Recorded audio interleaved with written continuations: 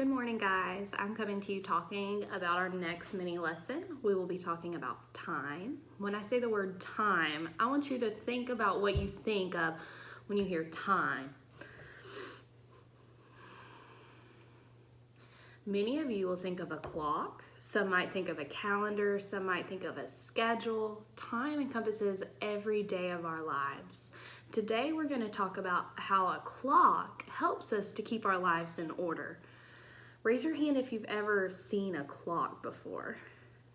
Yeah? Okay. I have a picture of a clock here. You can see it.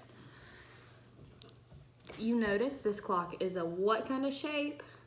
It's a circle. Good job. Many clocks can be in different shapes depending on how they are designed, but the most common we see is a circular clock. There are two different types of clocks, a digital and an analog clock. Can you say digital? A digital clock is what you might see when it just shows numbers. So it might say 2:45. You won't see the actual clock unless you look at an analog clock. Can you say analog? Say analog. Good. So if you look at this clock closely, I want you to talk about some of the stuff you notice. I want you to write it down on your form.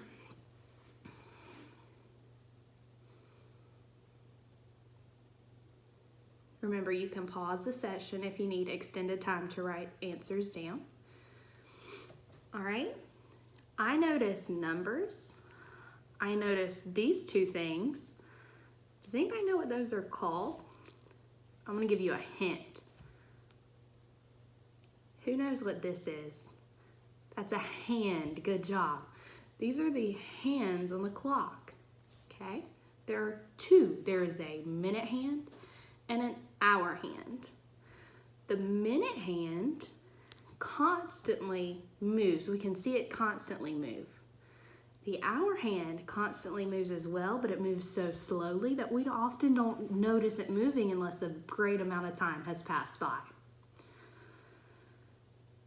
The hour hand is this little hand right here. It'll show you what hour you are in. The minute hand is this long hand.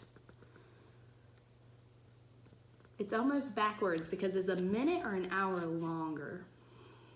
An hour is longer, right?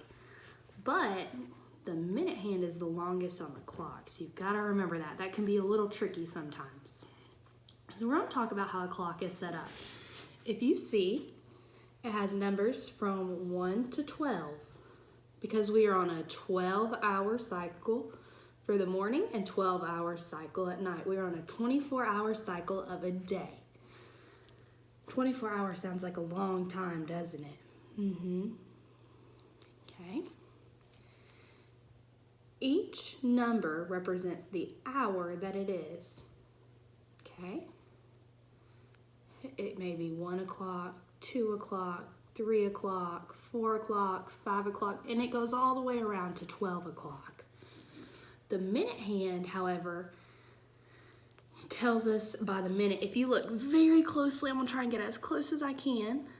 You see the little ticks. There are 60 of these ticks all around this clock because there are 60 minutes in an hour. I want you to take the little clock that you have in front of you, and I want you to just play with it for a minute. Remember, you may pause the video at this point to play with your clock. I hope that you enjoyed playing with your clock, getting a little familiar with it. Now I'm going to explain how the minutes are broken down and signified in these numbers. The minutes go by skip counting. We skip count by 5 for each number that's represented. So for example, the 1 represents 5 minutes. So if the hour hand is on the 12 and the minute hand is on the 1, it is 12:05.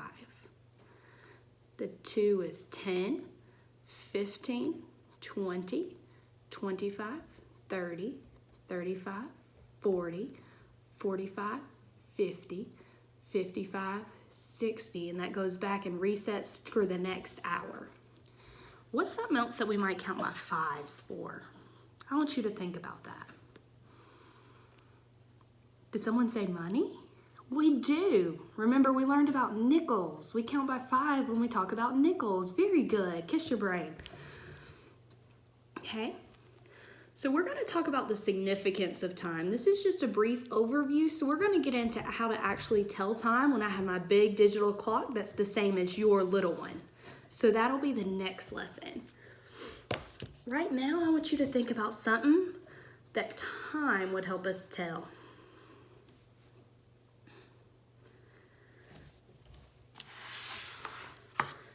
We thought about the calendar because there's time in every single day, right? So every day has time in it. So in order to have our calendar, we have to have time, right?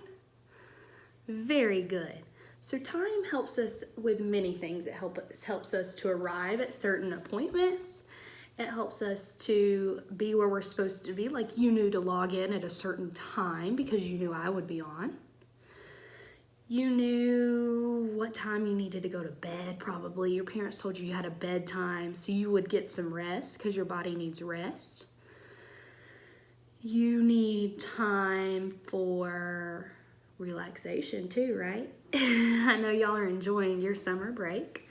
So we use this time as a measurement. Can everybody say measurement? What's something else that we measure? Right. We learned how to use a ruler, right? We measured lengths, okay? We measured the lengths of our pencils, yes? Very good.